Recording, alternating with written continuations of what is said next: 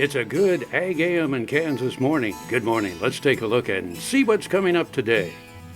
First, KLA's President Jarrett Moyer discusses this year's issues and what he thinks is coming up next. Then learn how Justin Boots Sports Medicine Company takes care of the human athletes at rodeos.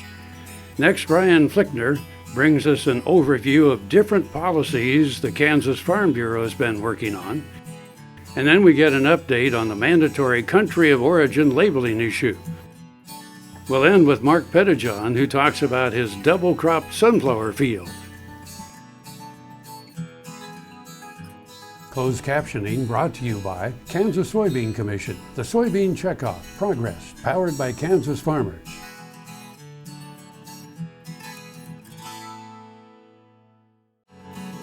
This segment brought to you by Kansas Regenerative Medicine. Your stem cells, your health, your life. Good morning, Heather. This is Jarrett Moyer, and I'm currently serving as the president of the Kansas Livestock Association, and I'm talking to you from one of our 3 field days, which KLA and Kansas State co-sponsor, and we're really excited about these, and they've been a standard in our events that we put on each year. In fact, I believe they were saying this is the 38th such meeting that KLA and Kansas State have put together. If you weren't able to make the ones this year, just really encourage you to watch your calendars next August in the mail, and we'd be glad to have you because it's a great time to get together with cattlemen here in Kansas. You asked me about some of the exciting things that this year we've been able to do, or I've had the opportunity to do as the president of the Kansas Livestock Association. And there's been a lot. Of course, being able to attend part of the county meetings in our state, as well as making the trip to Washington, D.C. I had the opportunity to testify to the Senate on the mandatory country of origin labeling and some changes we're trying to make there. Of course, our largest customers, Canada and Mexico, for our beef, are asking to probably do some retaliatory tariffs if we can't get that changed. Along with that, another great opportunity I got to go this spring was to go with a group, the Agricultural Coalition for Cuba, to go visit that country and see what opportunities lie for our industry as well as agricultural in general. And so that was an exciting time to see with the changes currently going on there. But again, it was good to see and good to know that a close by customer that we're going to be able to compete with Europe, hopefully, later this year, selling our beef, especially into the hotel trade there. As far as our other opportunities, of course, our legislative meetings and the active role that KLA plays in our legislature representing cattlemen across Kansas. That was a challenge this year. Of course, a lot of the issues were budget, especially property taxes, as well as other tax issues that our folks representing you and I did a tremendous job communicating our needs and our concerns to the state legislature. Another opportunity, I'm sure want to invite folks and our membership that our convention will be coming up the first week of December this year, as it always is, and just would really like to welcome anybody to join KLA and be a part of us there at that convention that week.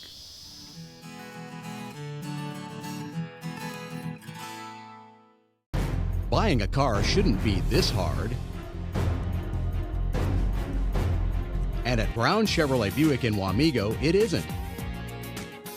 It's actually awesome. Whether you want a new or used car or truck, Toby's team can make the deal. Even if you want to custom order a new car or truck, Toby's team can make the deal. See Toby's team at Brown Chevrolet Buick in Wamego. We're awesome. Hey folks, Dr. Dan here. Be sure to join me in Wichita, Kansas, September 15th and 16th, as myself, Dr. Tom Knopfsinger, and Dr. Mike Apley are going to host Beef Today's Cowboy College. We're going to talk about how to start cattle on feed and some of the new management techniques of getting calves started on feed. To register, go on the internet to www.beeftoday.com/Cowboy College. Get registered, and I'll see you in Wichita, Kansas, September 15th and 16th. Now another gardening tip with Annette Jackson. Fall is a great time to plant trees, shrubs, and perennials. Root development this fall means more growth with less watering next year. For faster root growth, always use Fertilome Root Stimulator. It is the only stimulator which contains IBA rooting hormone. Use Fertilome tree and shrub food after the plant has been planted for a month. Save 25% now on Jackson's homegrown hardy perennials. Let Jackson's friendly staff help you select the best plants for your landscape. AGam in Kansas is brought to you in part by Sure Crop, liquid crop nutrition delivered right to your farm. Hello and welcome to Horsing Around. I'm Dr. Chris Blevins at Kansas State University Veterinary Health Center, and we are in Dodge City, Kansas at the Dodge City Roundup Rodeo. Joined today with a very special guest, Doug Ollie. He is part of the Justin Boots Sports Medicine company, or I guess program that they have at rodeos. And I think that one thing that's kind of crucial that people maybe not even realize is what's kind of behind the scenes. Okay. What do you kind of do, Doug? Okay, I am employed through the Justin Boot Company in their sports medicine division. It's been around since 1981, and we travel to 125 different rodeos, and we are the primary health care of the PRCA. And what that means is not only do I take care of them in the rodeo arena, but the stock contractors, anybody that has a card, we take care of them in here. A while ago there was a WPRA barrel racer that came in here that pulled her hamstring last night pretty bad that we had to work on, so she can run today. So it's the whole gamut, before, after, and during. Yeah, it's you know, whenever I'm watching parts of the rodeo, it seems like you guys are always just busy, especially right before the rodeo, getting everybody ready. And so what does that all entail as far as those athletes that are getting ready? My responsibilities are just like a normal NFL team or NBA basketball team where their athletic trainers do. We do the pre-event screening for injuries. If they come in maybe from another rodeo and they're injured, we tape them, we stretch them, anything like in a physical therapy clinic. We have the modalities, the electrical stim, the ice, the heat, and taping if necessary, getting them ready to ride. And then as soon as they do ride, we take care of them afterwards and kind of get them down the road to their next event. Whenever you take care of them even afterwards, so would you be doing icing and ice, electrical stim, a lot of stretching, see what their injury is actually like, and if they're going to another rodeo where we're at, I'm in contact with our other sports medicine program manager at that event, telling them what I've done, what we have, and what they expect when they get there. Now, something that I think is just amazing that we always have the students at K-State come and do tours is just this trailer itself. And can you just say a little bit about the trailer, how long you've had the trailer, and what and where it goes? Okay. Yeah. We have 3 of these trailers. They're 40 foot long, 12 foot high, and 8 foot wide. And we can do anything in here that most minor emergency rooms can do, and or physical therapy clinics or athletic training rooms do. Kind of like your trailer over there. If we get somebody bad that's hurt in the arena, of course we get them to the hospital. We work close with our local EMS. But we try to do as much as we can in this trailer. This one here is primarily my responsibility. I'm out of Nacogdoches, Texas. The other 2 stay up in the north, northwest, and central north. And they're back and forth different rodeos. If we do a rodeo where the trailer is not needed, we use a room in the facility and we drop ship stuff with our people there. And we're kind of like with you having your students here, when I go into a room or when I go into an event, 30 to 40 days out, I'm calling my local people. And so I've got my local doctors on hand. They're here at the rodeo. I've got local trainers here and or physical therapists. And it's a great networking system. You know, I think it's just great what you do and what Justin Boots does for these athletes at the rodeo and keeping them healthy and being available for them. I think that is just amazing. How many times, or where do you go, or is it an all year? It's a all year. It's a 12-month deal, and our season finale is in Vegas, of course, in December. But just for this run, you and I were talking about earlier, I left my house June 28th. I don't go home till the middle of August. And when I left Texas, I went to Oakley, Utah. The next week I was in Sheridan, Wyoming. I was off a week, but they put me up in Park City. That's kind of a bad deal. Yeah. Then the following week I was in Spanish Fork. I'm here this week. Monday I have to have the trailer in Lawton. Then I go to Sykeston, Missouri. I come back, get the trailer, take it to Denton, Texas. I'm off a week and a half, and then I go to Iowa for 3 weeks. That is just so it's good. I wouldn't change it for anything. Our athletes are wonderful, just like the athletes that you take care of. You and I were talking yesterday. Sometimes yours don't get to talk to you, and mine do. So, we'll trade every once in a while. But it's a great job. I truly love what I do. Well, thank you, Doug. Thank you for everything. Talking today, and thank you for everything you do for rodeo. Thank you, sir. Dr. Chris Blevins at Kansas State University Veterinary Health Center, and that's for Horsing Around, and we'll see you around. Earlier in my life, I rode bucking horses and rodeos, and my shoulders took such a beating, and that was probably the reason for having several previous surgeries on both shoulders. About a year ago, I decided that I didn't want to have another surgery.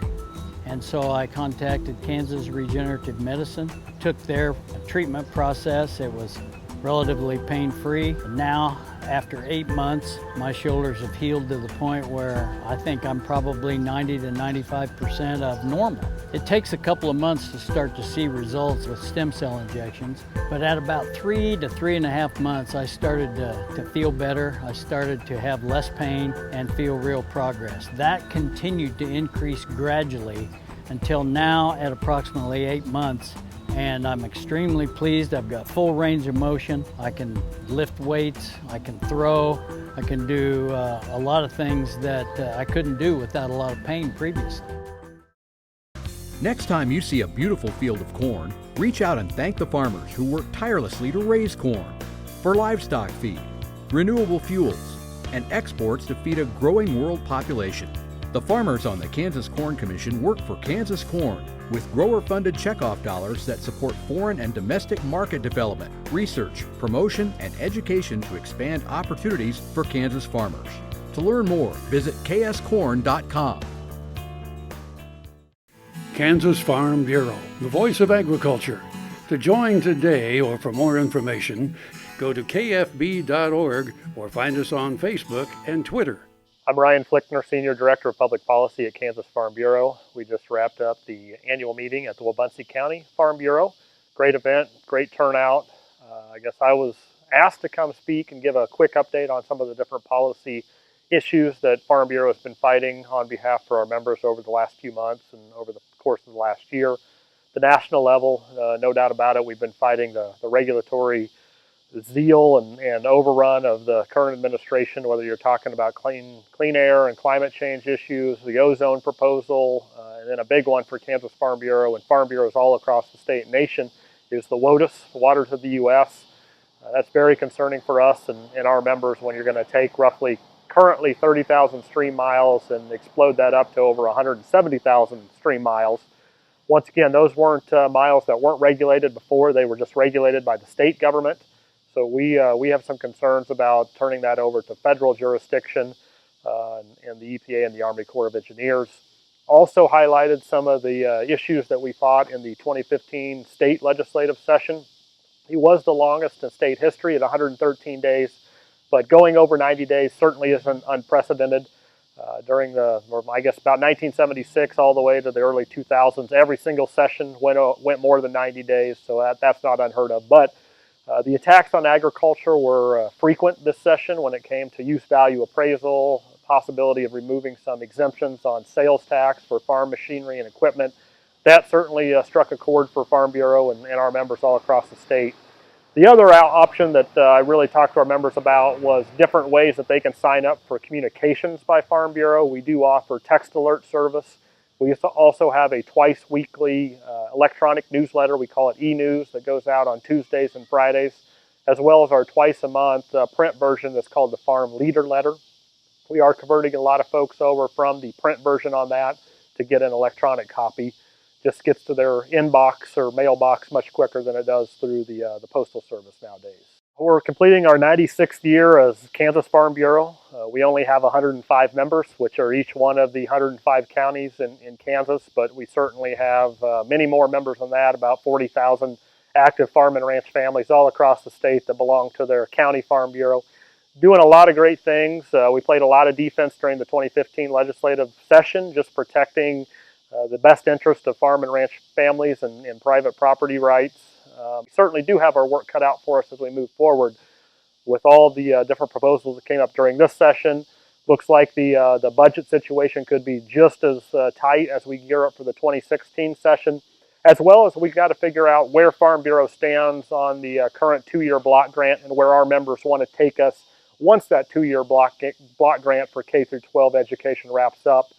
So we're certainly listening to our members to figure out where they want to go as a grassroots organization.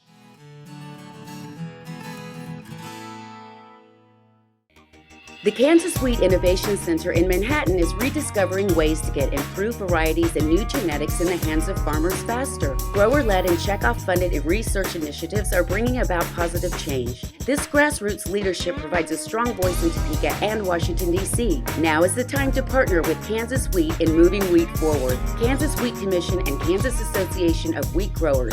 Farmers investing in their future and yours. Log on to rediscoverwheat.org.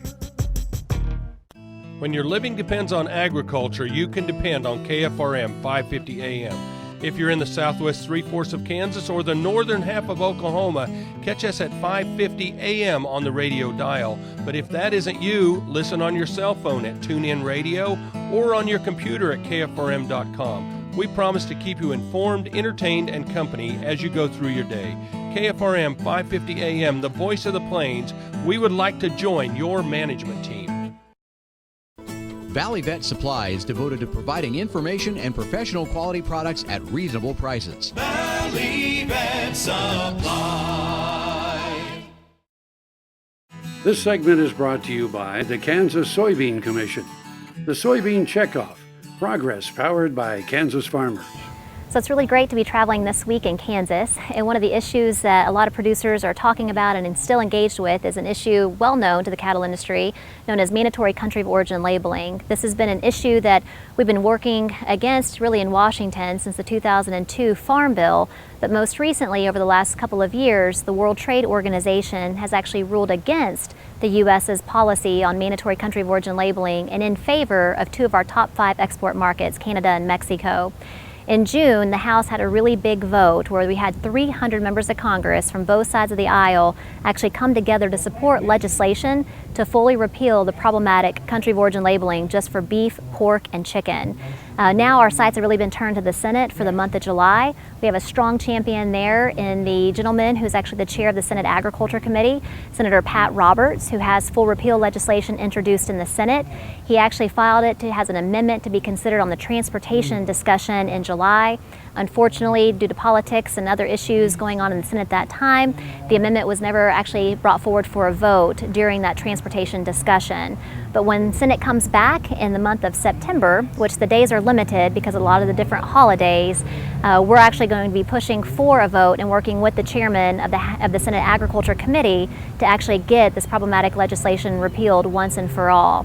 The reason why we as the beef industry are so concerned about this is because, again, the World Trade Organization has ruled that this regulation is problematic and has actually given the green light to 2 of our top 5 trading partners, Canada and Mexico, to retaliate against the United States. And that would be in the form of tariffs, which are also really kind of a tax on our goods. So the U.S. beef industry is a target on the Canadian list, but it's also a very broad list. It includes the wine industry, specialty crops like cherries and apples, the ethanol industry, office manufacturing equipment, pieces that go into office manufacturing equipment, ethanol. So a whole host of products are on the retaliation list that will be impacted if the Senate does not act before retaliation comes into effect. So again, some great champions in the U.S. Senate, especially from Kansas.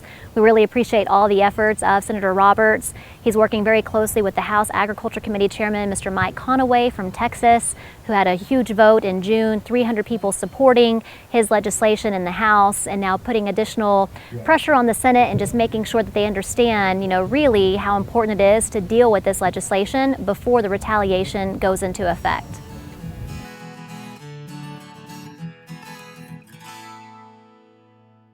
Soil is the life of a farm, and for 25 years, SureCrop Liquid Crop Nutrition has helped growers produce abundant quality crops while preserving and improving the soils they steward. SureCrop offers complete soil and plant analysis with cropping recommendations, delivery direct to your on-farm storage, and quality crop nutrition custom blended for your field. Choose SureCrop for the assurance of excellence for your soil. Call today or visit their website for more information. Kansas Farm Bureau, the voice of agriculture, represents grassroots agriculture. The state's largest and most powerful farm organization stands up for its members through leadership development, agriculture education, legal defense, environmental advocacy, farm safety, and risk management. Members also enjoy money-saving benefits. To join our organization today or to learn more, go to www.kfb.org or find us on Facebook and Twitter. This segment brought to you by Heinen Brothers Ag, farmers helping farmers by offering quality aerial and ground application, fertilizer, ag chemicals, and anhydrous ammonia. Call today to protect your crop yield. Hi folks, this is a double crop sunflower field in Saline County, right on the line with Dixon County. It's a 30-acre field that produced really good 60-bushel wheat and has amazing flowers right now, planted June 30th. That's earlier than we've ever planted them, which accounts for their large height. They look great. They were planted at 28,000 population with 13 gallons of 1034O starter fertilizer. And then on the 17th of July, we ran our rolling coulter between the rows and put down 70 units of nitrogen into the soil. And in the week following that procedure, they just shot inches taller. There is kind of a slight weed problem on a scale from 1 to 10, 10 being worst. It's probably a 3. It's not that bad. Here's an example of the pigweeds coming. There's also the standard issue volunteer wheat coming, which we can control with Select in August. You can't let that go because that will create disease in any neighboring wheat fields. So this is very important to kill this. We can do it. Although there's a good flush right now, the weeds are probably stable. We used Broadax as our pre-emerge chemical along with Roundup. And once again, it's great to have this crop out here, given that we were going to run over it 3 or 4 times spending money anyway. And it's notable that last year, our double crop sunflower fields were our most profitable enterprise. It's been a growing procedure for us to have companion crops, cover crops, with our double crop sunflowers.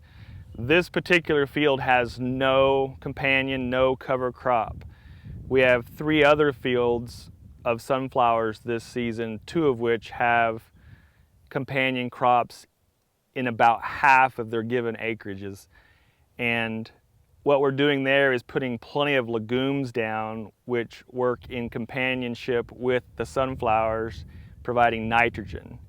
And as a matter of fact, we began this year not putting any bulk fertilizer nitrogen down with those particular flowers, solely relying on the legumes to provide all of the nitrogen for those sunflowers. And also within that companion mix is early flowering domesticated buckwheat, which brings in beneficial bees and wasps, which eliminates the need for the aerial spraying for the head moths later in the season, 1st of September. That's fantastic. We like that a lot. And then of course in the mix we have sometimes some radishes and turnips, and the sunflowers themselves will help with water penetration, and some of those bulbous plants will help sort of break the ground. We like that too. Closed captioning brought to you by Kansas Soybean Commission. The Soybean Checkoff Progress, powered by Kansas farmers.